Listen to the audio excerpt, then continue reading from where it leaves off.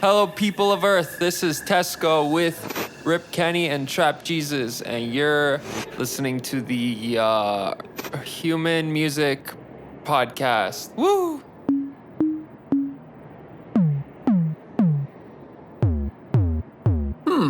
Human Music Podcast. I like it. Okay, humans. What's up, humans? What are you doing? What? Now, this is the important question everybody wants to know. What is in your cereal bowl? I like Honey Nut Cheerios, y'all, because I can pretend I'm being slightly healthy while still eating a bowl of sugar. How about y'all?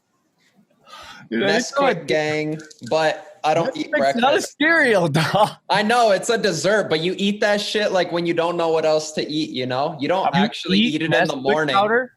No, not the powder, dude. The like Cocoa Puff things. Powder But eater.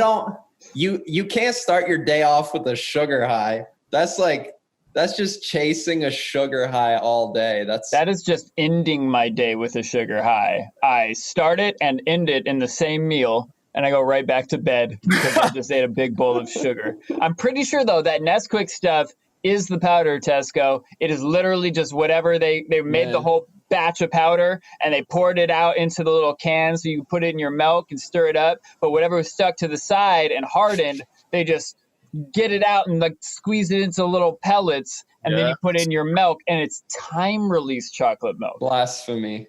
God, I don't like this. Okay, hold on. Let me screen share here. You guys have not terrible. Sounds gross as fuck. Come on. This is some Canadian bullshit, isn't it? Fucking I don't know. Canucks.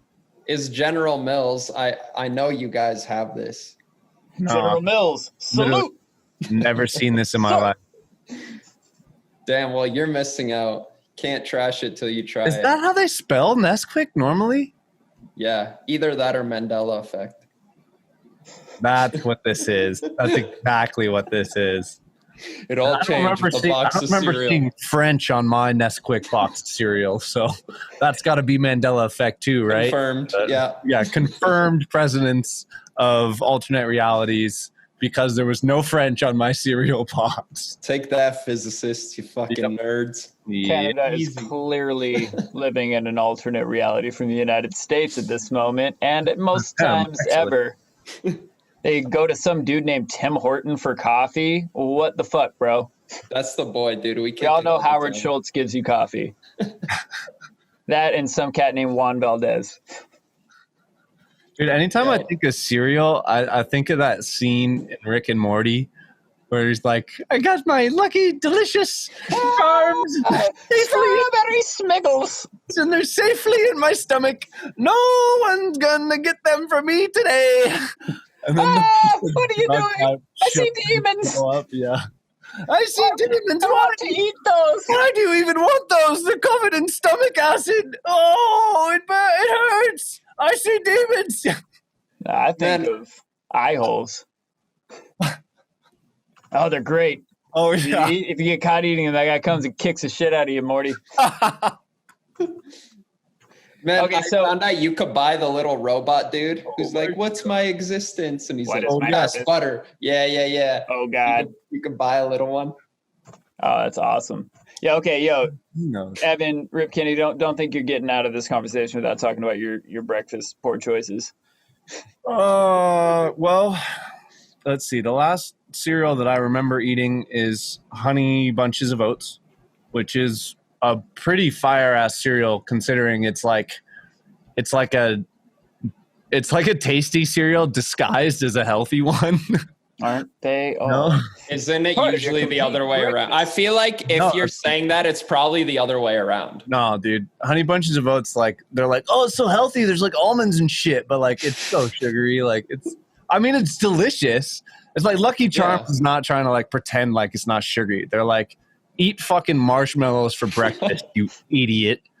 But Honey Bunches of Oats is like, it's whole grain, and there's like, it's great, it's good for you. And then there's like, actually a bunch of sugar, and it's just not the best. Yeah, But I feel like breakfast slowly has become like covered in breakfast slowly in general has become dessert. Well, have you heard the Jim Gaffigan stand-up about how breakfast is just dessert? I haven't, but spitting facts. Dude, and the Hot Pockets one. Oh my God. Man, no, yeah, Jim Gaffigan's great. He's like, "Can I have cake for breakfast?" "No, you can't have cake for breakfast. You can have fried cake with syrup." Yeah, for I don't want a whole muffin. That's not very good for me. Look at these mini muffins. These are way better. I'll just have 1 or 12. I remember when I thought muffins were healthy too. It's like, oh yeah, it's this healthy thing. It's not a cupcake. It's a cupcake where they skipped on the frosting. Yeah. Yeah, man, that's one thing I notice like every year more and more how much little things like having a muffin here or there affect you, or just food in general, everything you consume. Like, I don't know if it affected us as kids and we just didn't notice, or if it didn't affect us, but I feel like every year more and more, it's like, Jesus, why am I dying? I had like 3 cupcakes. I had like 3 Hot Pockets. Yo, I mean, I can find a way to actually shoehorn this into a conversation about music production, because somebody told me that's what we're supposed to be here for.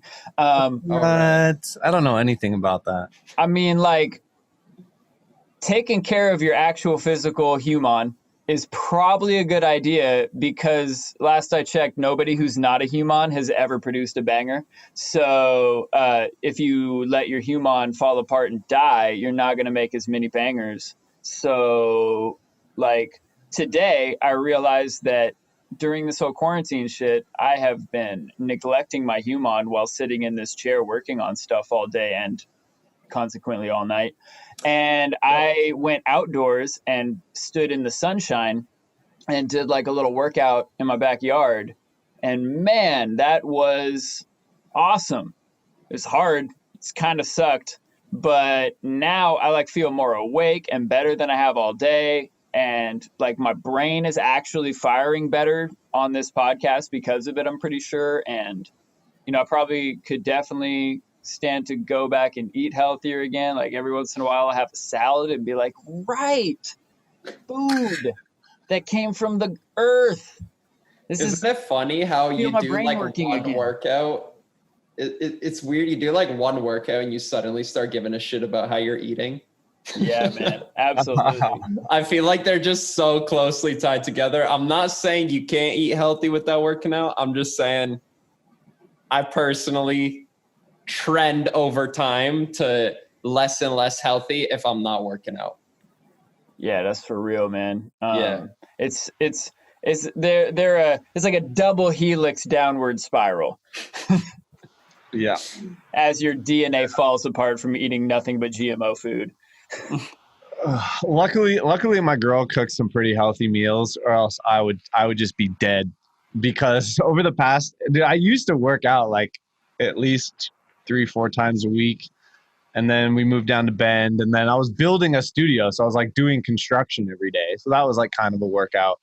And now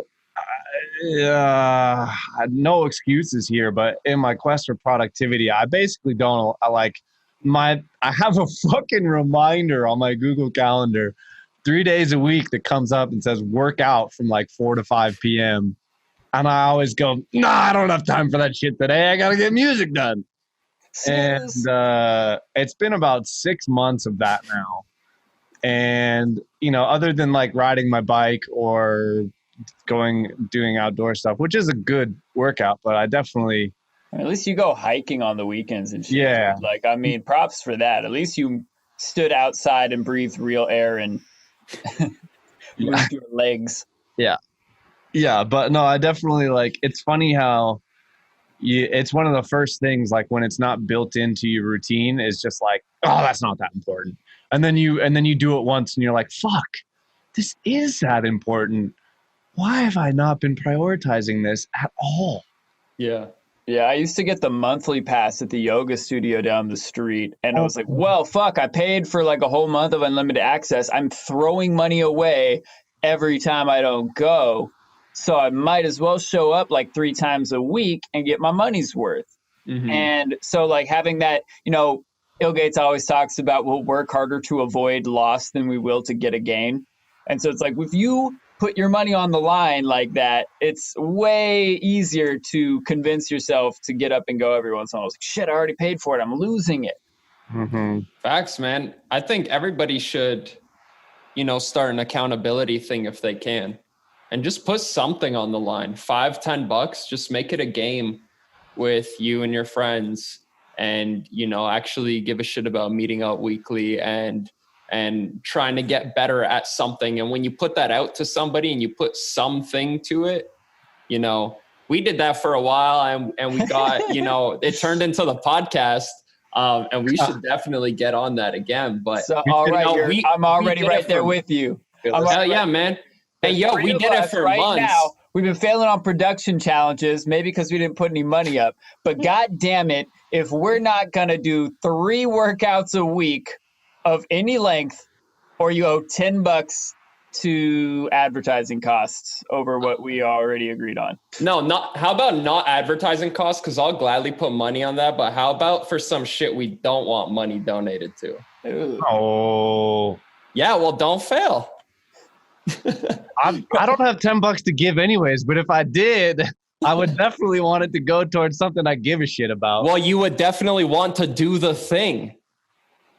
The point is you will never pay the fucking Republicans or whatever. Not to turn this political, but no, don't tell me what I think you were suggesting. No, I'm throwing out whatever. Donate it to fucking burning puppies. Hopefully no one's doing that, but the point is, you don't want the money to go there anyway. Is there a Kickstarter for burning puppies? There fucking better not be, bro. I hope not. Hey, they're already burning man. Why not burn his best friend? No. They can do that before they burn puppies. Fuck that. Funny joke. Ooh, man. Yeah, if y'all don't know me by Zuckerberg. now on episode 21, I tell cheesy pun jokes, and you're welcome, and I am deeply sorry.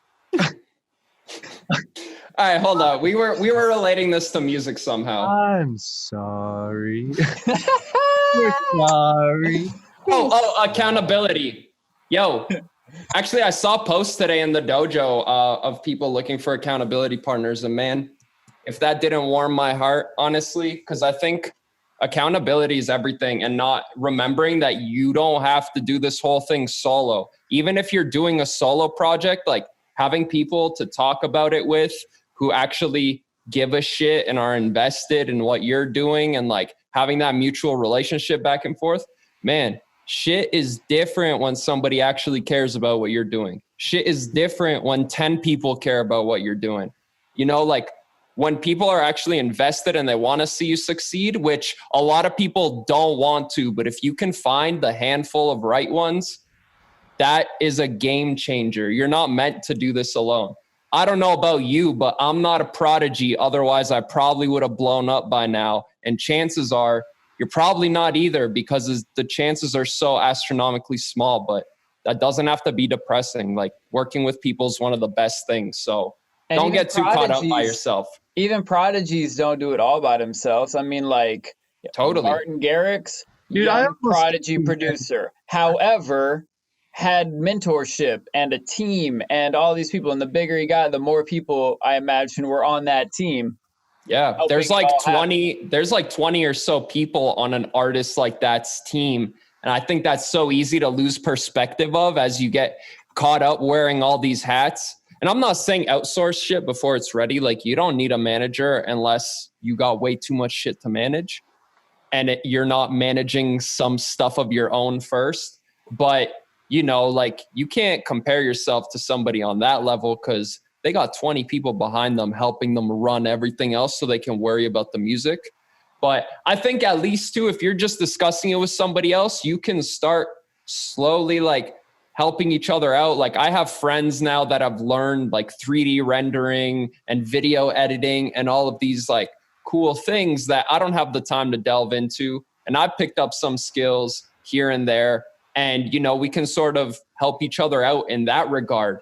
They've helped me with branding. I've helped them program little shit here and there. So, man, working in a team is just next level. If you don't have people yet on your journey that you're sharing, that you're sharing that part of the journey with, and that you actually give a shit and you want to see succeed, you should have friends that you're fucking super fired up because you believe in them blowing up, and support people like that. Surround yourself with people like that. If you don't have that yet, that's cool. And don't go leeching off of people. Always find ways to invest in yourself first, be able to provide value, and then bring people into that. And ideally they'll do the same. And from there, you can move fucking mountains.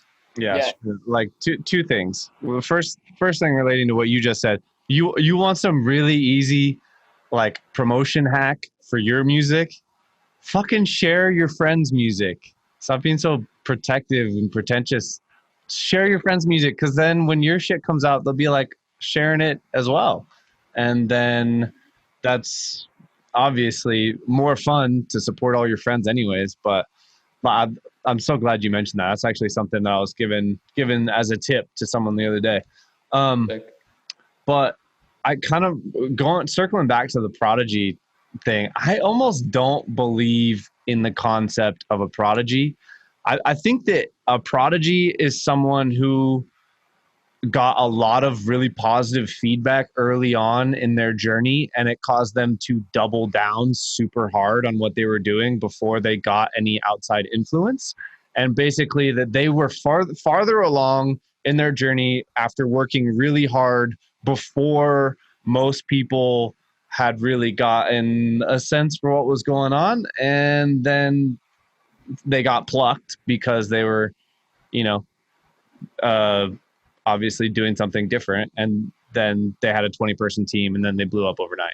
What do you think though about people start at different levels? Yeah. So some people are better able to translate their taste into their music. But let's just say starting, if you start production or guitar or singing or whatever, you agree, some people start up here, some people start a bit lower, and there's generally a range where people fall within. Yeah. Yeah. So most statistics, there are outliers where some people are even way less uncoordinated, and some people are just fucking crazy right off the bat. They just get it. It just clicks like magic. But I definitely 10,000% believe hard work will always trump, regardless of whatever starting point you're at. If you're not even running the race anymore, whoever started from a gazillion miles away, if they keep running, they're going to pass you. Amen. 100%. I think most people that start with a bunch of natural talent, I do think some people are naturally predisposed to be good at certain things rather than others. I totally believe in that.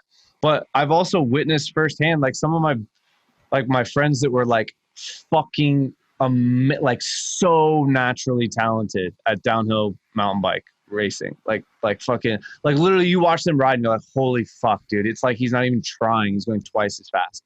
Mm-hmm. That same person doesn't put in the effort to train and get better, and they plateau at expert level and never make it to pro because they were so good that it was fun and they didn't have to put in any work, and then they never actually got right. But a prodigy that puts in work as well is just right.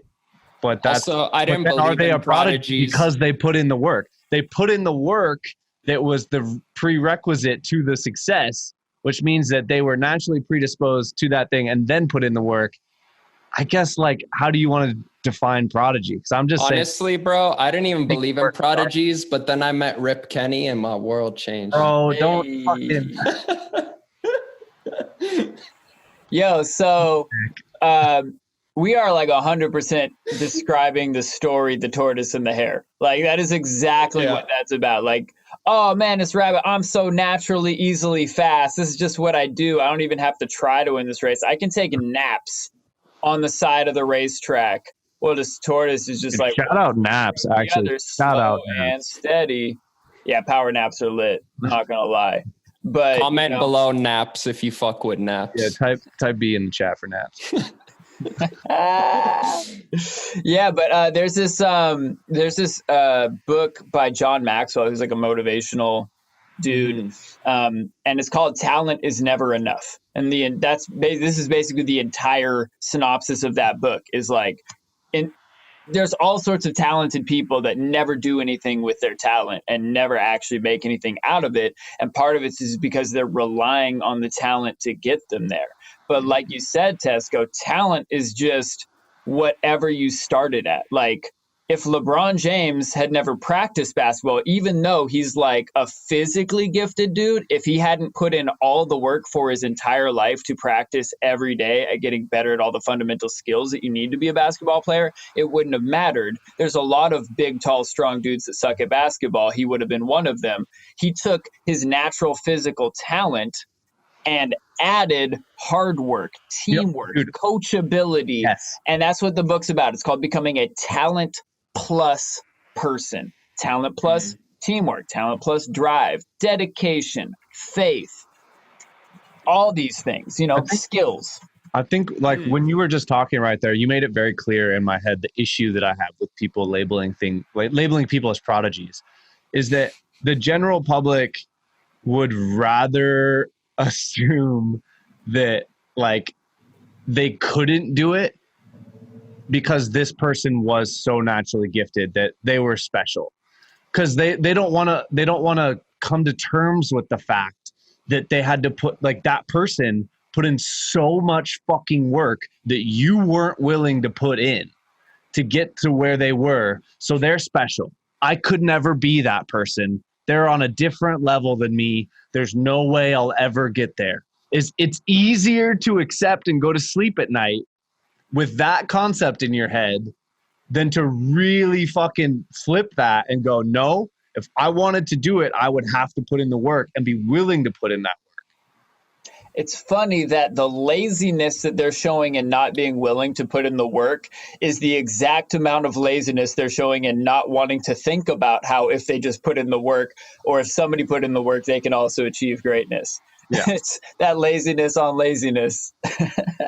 Yeah, I mean, there's a documented bias that says we will prefer whatever is available to us or whatever our current situation is. Obviously not for everything, but generally we will find a way to make something favorable. So if you go to Portugal and ask someone you like living here, they'll probably say yeah, because that's the circumstances that they're in. It's just, and also confirmation bias. People want to confirm that their situation or their decisions are the right ones by hand selecting data that confirms their thought process, right?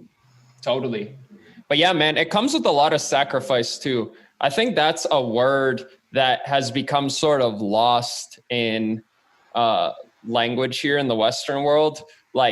People always talk about hard work, but not the sacrifice. They don't talk so much about the hard work to me doesn't get across all the shit I had to skip or miss in order to work on my craft. And I know there's people that sacrifice 10x more. So I can imagine what that's like. But, everybody always says hard work, hard work, hard work. And then it's shit, well, I don't have time to do hard work. It's nah, you have to stop doing this thing here and you have to get 2 less hours of sleep so you could put in 5 hours a day practicing this shit for the next 8 months if that's what you want to get good at, And I think the reason I bring that up is, like I said, when we just say hard work, it's easy for your mind to start rationalizing all these ways on why you can't do that. But it's nah, you're going to have to sacrifice for the future sometimes and miss out on some shit that you might really want to do, or tell your friends no a bit more often, or do this or that. And it's it doesn't have to be always, but you have to have that very honest dialogue with yourself and ask yourself, how much is the scale tipped to which way, and how much would I like it to be tipped in which way? Yeah. I was actually thinking about something related to that earlier today in regards to hard work, and to kind of break it down for people. So in my career as a construction manager, most people probably would have considered me a hard worker. And what I would consider that in my daily routine is basically 2 hours a day of really fucking like banging shit out, maximally productive work, and then 6 hours a day of like minimally productive, like doing stuff, but not like really like trying to hammer shit out. Like only 2 hours of my day was really like fucking attacking shit, right? And like now that I'm doing music full time, if I am not attacking shit hard for at least 8 hours, I'm like, oh my God, I'm not working hard. You know, like I didn't meet my own standard today. And it's funny reflecting back on like, you know, at a job for some other company, if you have a day where you're slightly unproductive, that shit doesn't weigh on your conscience at all. You go home and you forget about whatever the like, yeah, maybe you sent like 10 emails that day and that's it. Like you did nothing. You're like, whatever. I don't care. I still got paid. Now I wear that shit on my conscience. If I didn't get my list of shit done that day, I'm like, fuck, man. Like, what is wrong with you? Like, you were too tired at 10:30, and you had that thing that you had to get done, and you didn't fucking even try. You did this other thing that just ballooned all your time, and it's like, it's such an interesting concept to think about how. Well, I would have considered myself a really hard worker, and I think other people would probably agree, before in my previous job. And now I probably do twice as much like intensive deep work a day and still don't think that I'm meeting like the standard of work that I am setting for myself. Like, does that make sense? It's just kind of a strange revelation I had today. I feel you. I think you're on a good track, bro, because you're still consistently releasing. And I think that's just a fire you have to have if you want to do it for real. Because like, I don't know about you, but I feel like there's a million shit to do at all times and I'm falling behind on all of them. And that's what keeps me going. And I've known you for a while. I feel like you're very much the same, driven in that way. And I feel like you almost can't have a great level of success without a trait like that. At least if you look at it probability wise, I'm sure some people have had success that don't have that personality trait. Sure. But for the most part, if you're working for it and you're starting from ground up, like you kind of have to have that. And it is really tricky thinking about the mental health aspect of that, because you can wear yourself down seriously and cause more damage than productivity long term. But it's like dealing with fire, man. Like you need it, but you start fucking throwing it around and doing shit that you're not prepared for, like you're gonna burn yourself bad. Fire is a powerful and potentially dangerous tool. Yeah. And very useful. Yeah. And, what I'm hearing you say, like the difference between when you were working hard at your job and now that you're working hard on your music career as your job, it's no longer a job. You're no longer operating out of an employee mindset where it's like, show up between this hour and we'll give you this much money. And if we figure out that you've been shitty at this for months on end, we'll fire you and you have to go find a new job where some other sucker will pay you money to slack off. That's the employee mindset. Yeah. But if you want to be a successful artist in the world, you have to have an entrepreneurial mindset. You have to think like, okay, what can I do to move the needle? What really must get done? And regardless of how many hours past bedtime I have to stay up to get it done. And what's going to really move that needle? We talk about that like 80-20 Pareto principle a lot. What is the 20% of what you could possibly work hard at that will actually cause 80% of your results to get done? And we've been talking about hard work. Is it really enough? You need the sacrifice. You need to sacrifice some other things. But in both of those, hard work and sacrifice, what are you working hard on? And does that shit matter? You could work your ass off on a trivial task that is not getting anything done. And some people will convince themselves, and I've definitely done this, that all that hard work I did made a difference. But you look back on it and it's like, wow, like I literally was just spinning my wheels. I was on a treadmill going nowhere fast. I think that's why having a mentor is so great, because they can look, you know, they have that hindsight and they can be like, yo, you're veering off path a bit, or like, yo, you're good. And actually that got me thinking, do you feel like if you had somebody that you looked up to in your sort of domain that was mentoring you, if they're like, nah, don't worry about it, you did good today, that it would ease your conscience? Or do you feel like internally you would still feel like, I don't know, I could have done a bit more?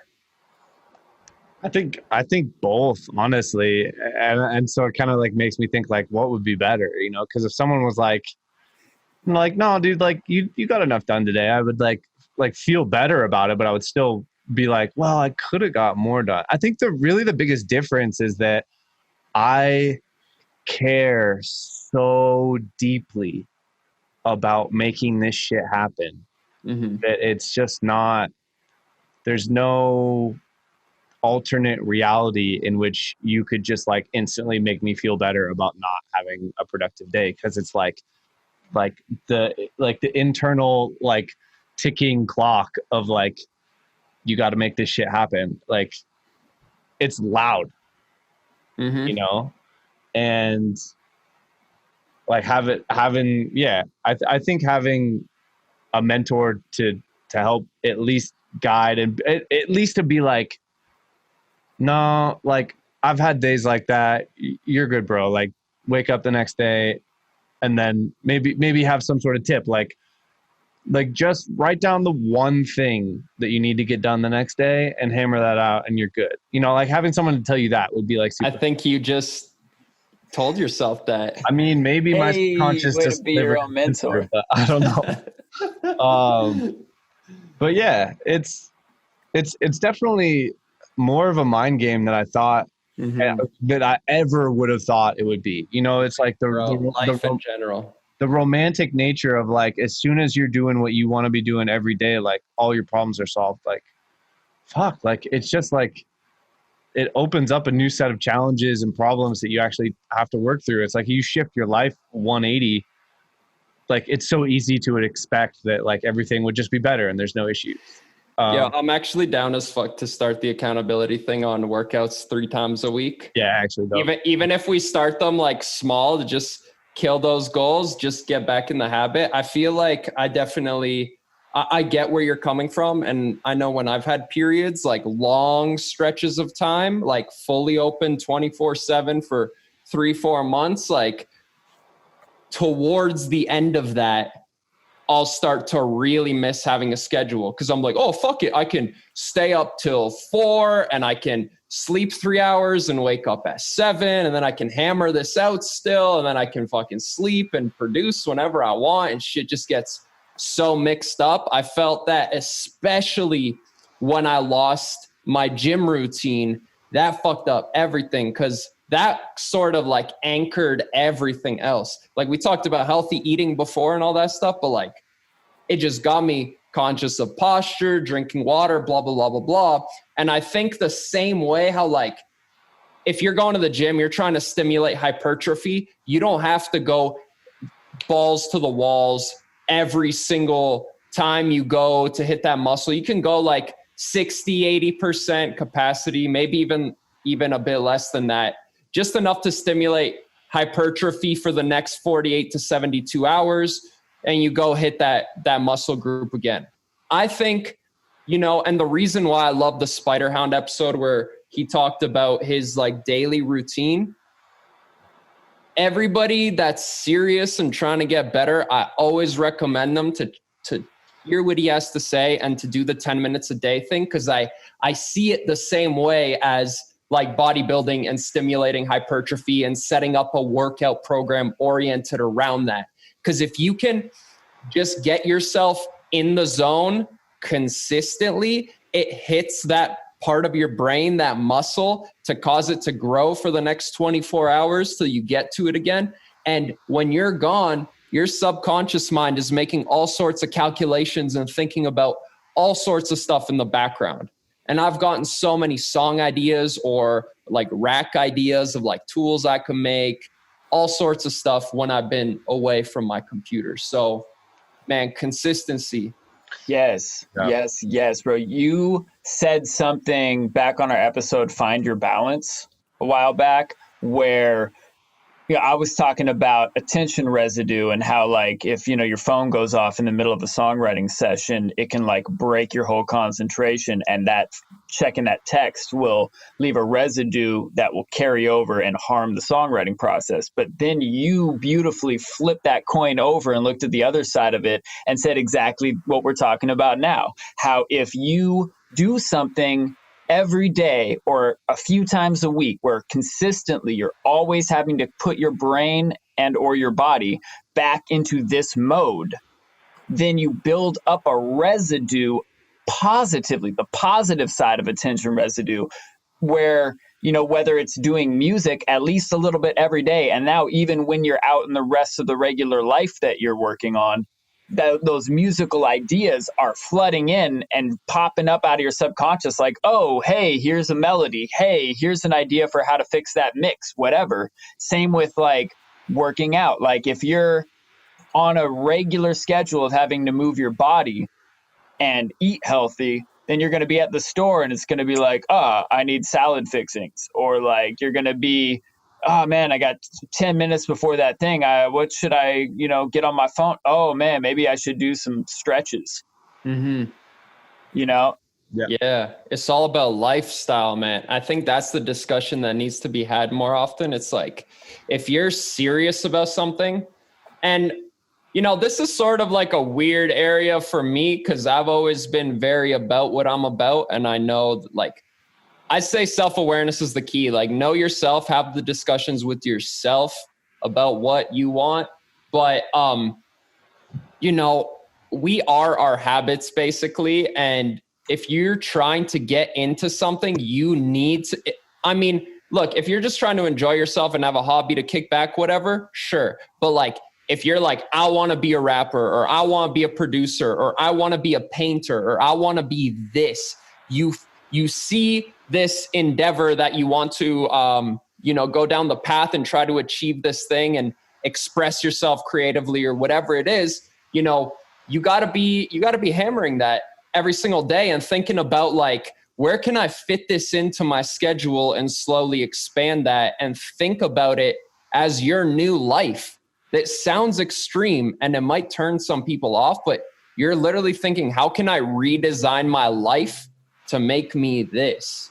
You could reverse engineer. If you want to be great, like, man, when you look at the artists that are top of their game, how long did Lil Wayne, man? He was top of the game, like a decade? And everybody that you ask about him are like, yeah, he's in the studio nonstop. Does a show, gets off to the studio. Bam, he's got one in his bus. He's always recording.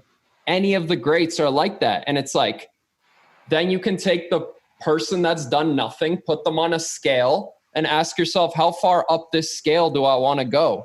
And that should correlate to the amount of sacrifice and scheduling you're going to do around that. So, if you're trying to be pro, don't bank on it unless you're putting in like 5 hours a day.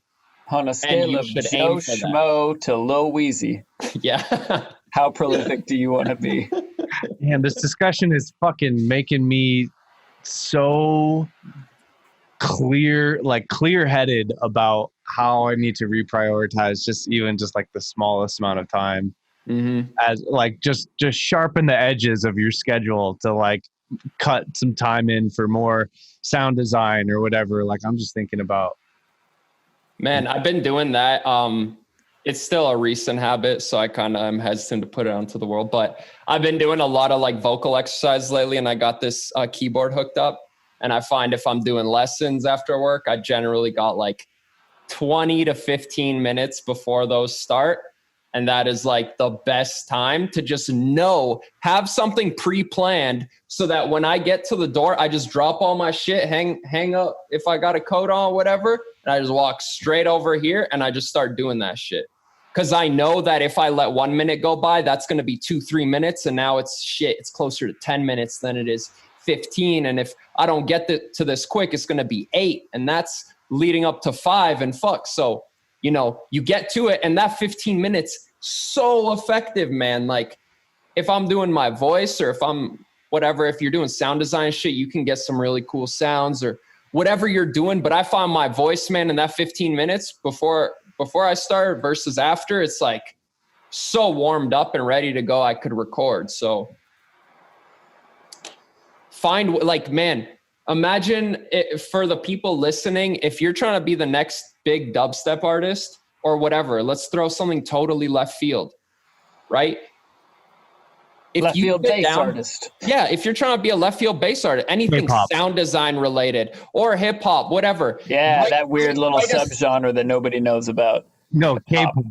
K-pop. Oh, K-pop. Oh, yeah, that 101 million views on the first day the video is out. Yeah. You're the one saying they got a fan genre. I never said that. But man, he said something totally left field. Yeah, think about as a K-pop. Yeah, you're right. Like, yeah, that thing nobody knows about. Well, going from dubstep to K-pop is left field. Sure, if it's K-pop, K-step. Right. Oh wait, no, that's that funny walk people do at festivals. That's K-step. What? K-step. Yeah, yeah. Yeah. Please operate your human. Attention, please. 10 minutes a day doing ketamine. It's a lifestyle. But no, man, from your guys' perspective, how many people would benefit that are trying to do bass music if they, identified where they got a 10, 15, 20-minute block and they watched that Mud Pie video till they had it ingrained and they could run through that process every day for 20 minutes. Imagine what they'd have in a month. Imagine if you're a little more persistent than Joe Schmo and you can do 2 months, 3 months. Imagine how good your shit's going to be in 6 months. Because the thing is, you're going to pick up that one thing you pick up the 32nd day in might be the thing you expand on from day 32 to 62.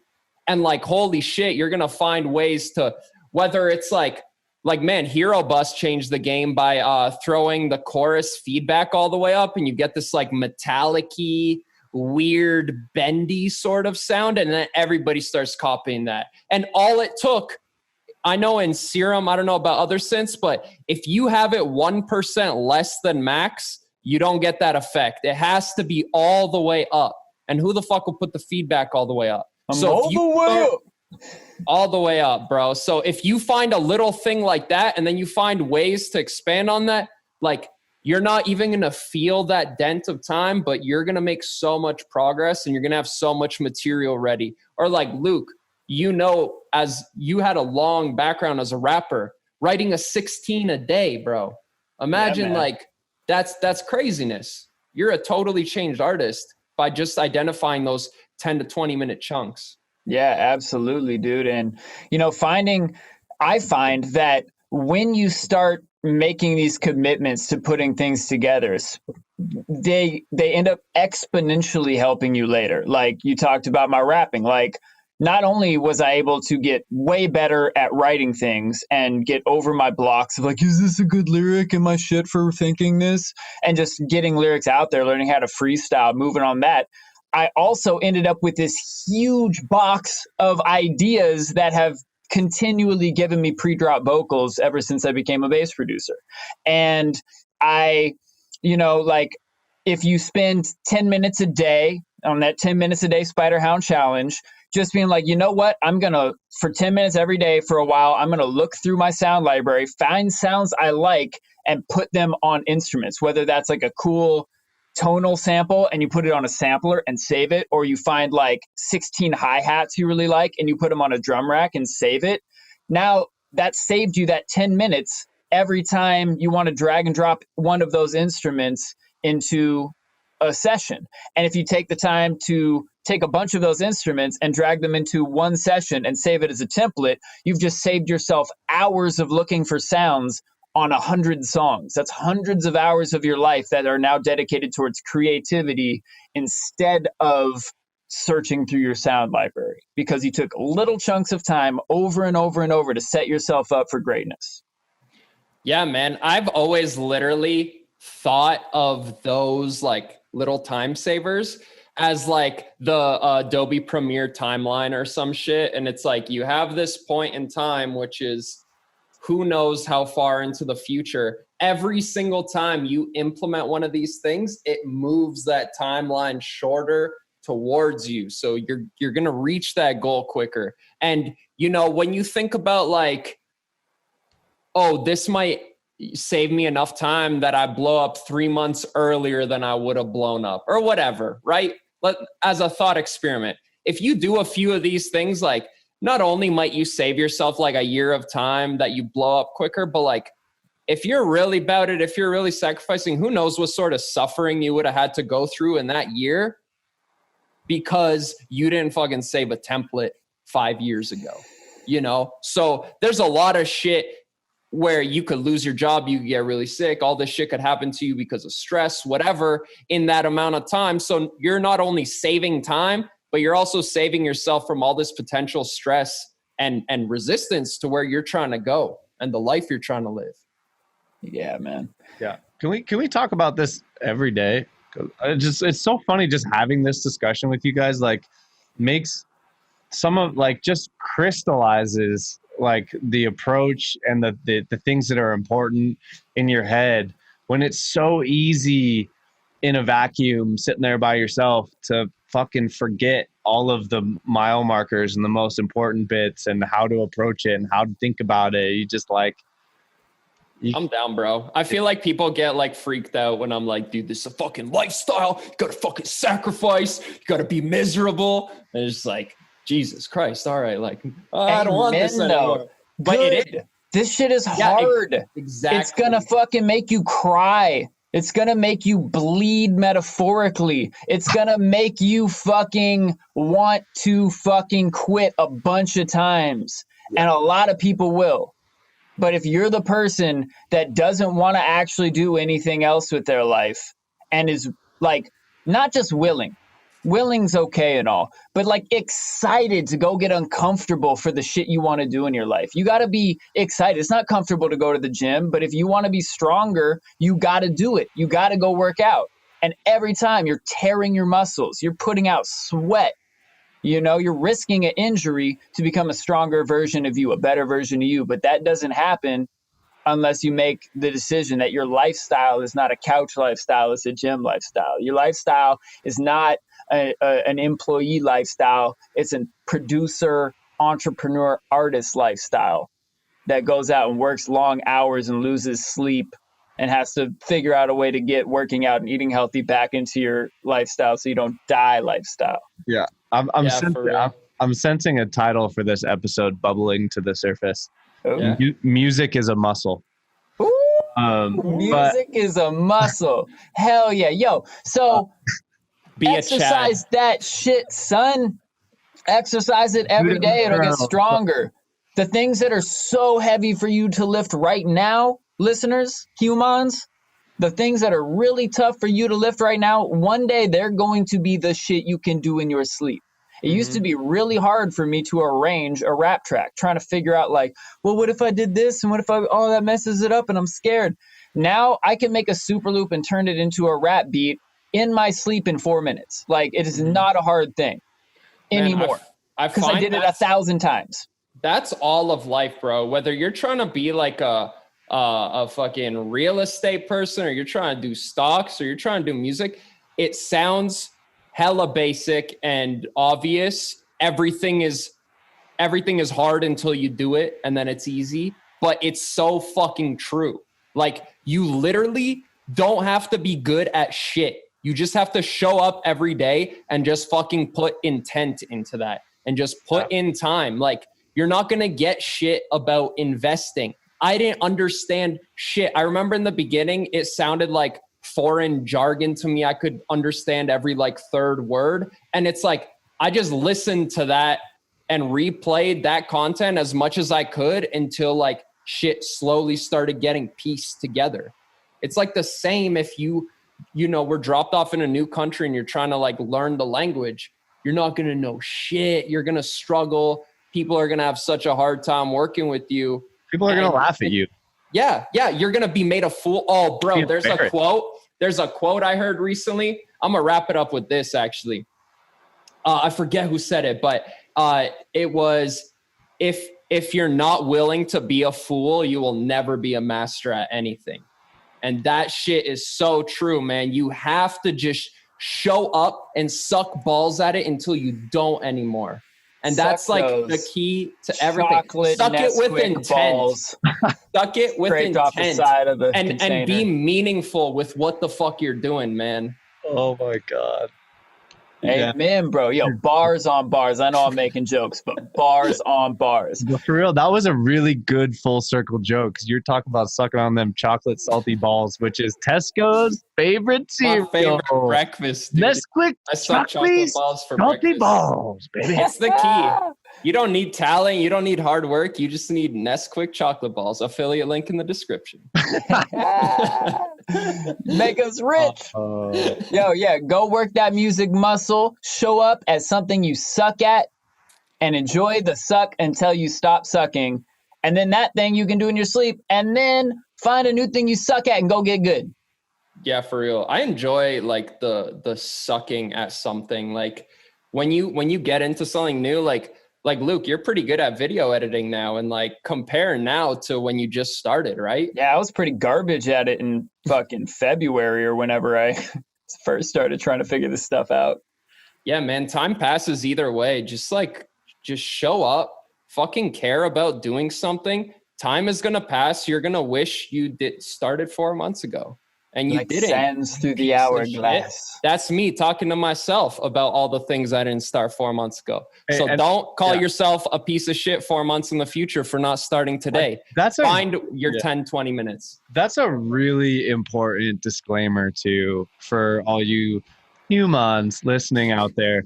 None of us are perfect either. And all of the shit that we're saying is all of the shit that we wish we could fucking tattoo on our foreheads every day and remind ourselves. Like this shit does not come without coming up short and realizing that this is the shit that we need to be doing. Like, don't get down on yourself like I do when I don't have an 8-hour intensively productive day. Like, it's all good.